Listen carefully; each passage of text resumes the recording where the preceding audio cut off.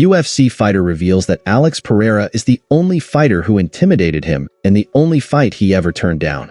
Daniel Cormier didn't hold back, stating that people are delusional and claiming that Jones will receive $30 million to fight Tom Aspinall.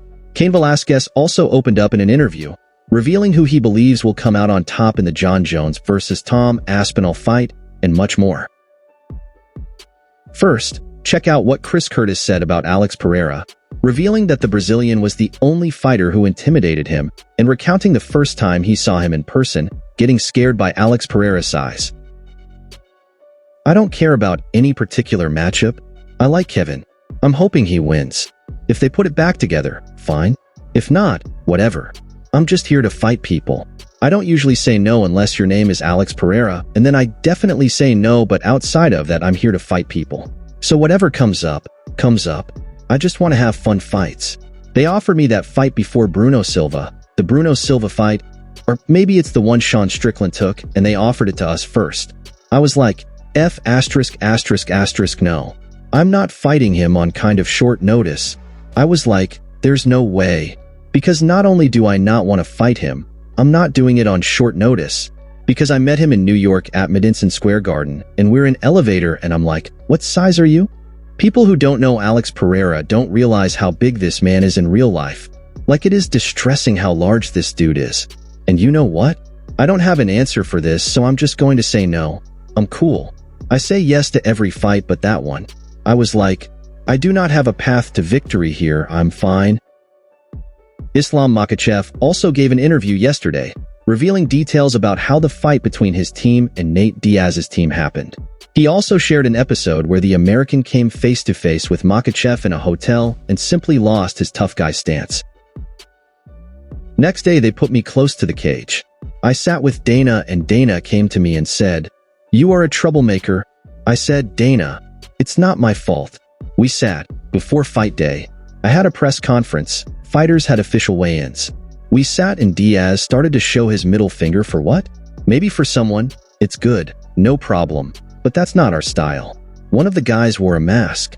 He was sick a little bit and wore the mask, and maybe Diaz thinking it's Khabib and showed him, you know?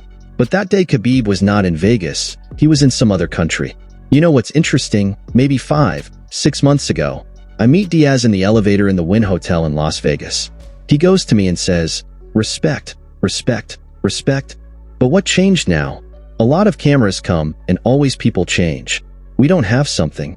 If I have something with him, I can fix it in the Wynn Hotel. But he came to me and said respect and then he go. But when camera comes, he's changing. And people think I started this. I'm not starting this. Security comes and they want to send my team from the arena and I'm like, hey, it's not the guy's fault.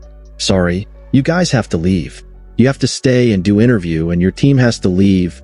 I said, no, it's not working like this.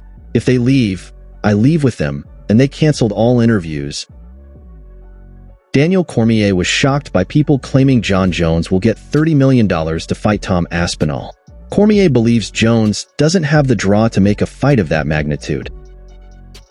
I'll tell you guys right now, as a person that has been involved in big fights, a person that has sold pay-per-views, a person that at his time was at the top of the pay scale in the UFC as the heavyweight and light heavyweight champion, $30 million was literally a world away from anything we were making. I remember when I got paid in New York, I got a big bump to take a fight on 3 weeks' notice, which ultimately became my salary, and people were astounded with the number.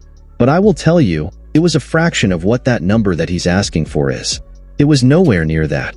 Rogan thinks the UFC will pay the $30 million to get Jon Jones in there with Tom Aspinall. I'm not sure he gets to 30, but if you ask for 30 and you get 20 or you get 15, that's a win for Jon Jones on his way out. Especially living in Albuquerque, where everything is so dang cheap. He's not living in California.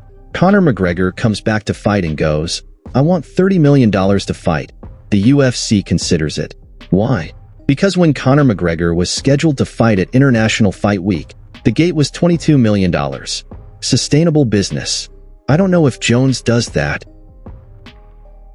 Regarding the fight between Jon Jones and Tom Aspinall, former UFC fighter Cain Velasquez was honest in sharing his thoughts, making it clear that, in his opinion, Tom Aspinall cannot beat Jon Jones. No, I don't think he beats Jon Jones. Me, just watching him, I kind of see his pattern a little bit in his striking, the way he comes in and strikes. I think John sees it too. So, I think with that, John studies. He does his homework. He's a master at this. He analyzes things. He studies you over and over again. I think just for that reason, he's going to know what to do. So I don't think Aspinall beats John. Everybody has a fight pattern. Some people disguise it better than others. The simple fact is the way that he comes in and fights, he has a pattern that's somewhat easier to find. When he comes in and strikes, a lot of things come with that. It's disguising the pattern. It's throwing fakes before. But when he comes in and attacks, he comes in and attacks. It's 100%, full go.